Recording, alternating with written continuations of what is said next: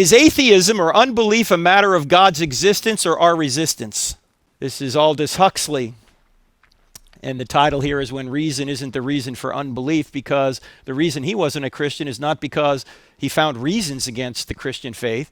It's because he thought that meaninglessness, which is what atheism would give you, meaninglessness if there's no God, he claimed meaninglessness was liberating because it didn't have any morality associated with it. That's why some atheists will call themselves not just atheists, they will call themselves anti-theists, like Christopher Hitchens. In his book, he rails against God who peers in on our sex lives. And in one of the debates, he called God a cosmic North Korean dictator. So what was the problem with Hitchens, who called himself an anti-theist? Not that he just doesn't believe in God, he's against God. God gets in the way of what he wants to do.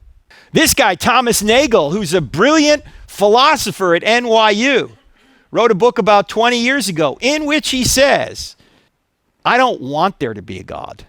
I don't want the world to be that way.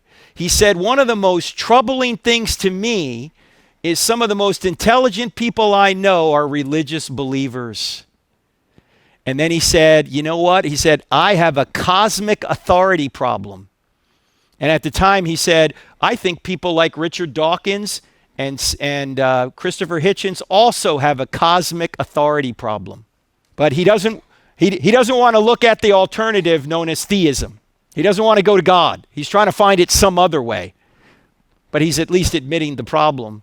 Now think about this cosmic authority problem. If you go to Psalm 2, here's what you're going to read in Psalm 2. Check this out.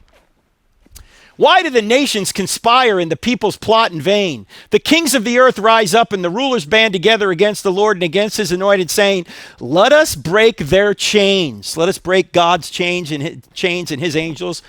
Let us break their chains and throw off their shackles. The one enthroned in heaven laughs. The Lord scoffs at them. He rebukes them in his anger. He terrifies them in his wrath. People throughout time have tried to throw off what they perceive to be the shackles of God. God is getting in the way of my freedom. So much for God.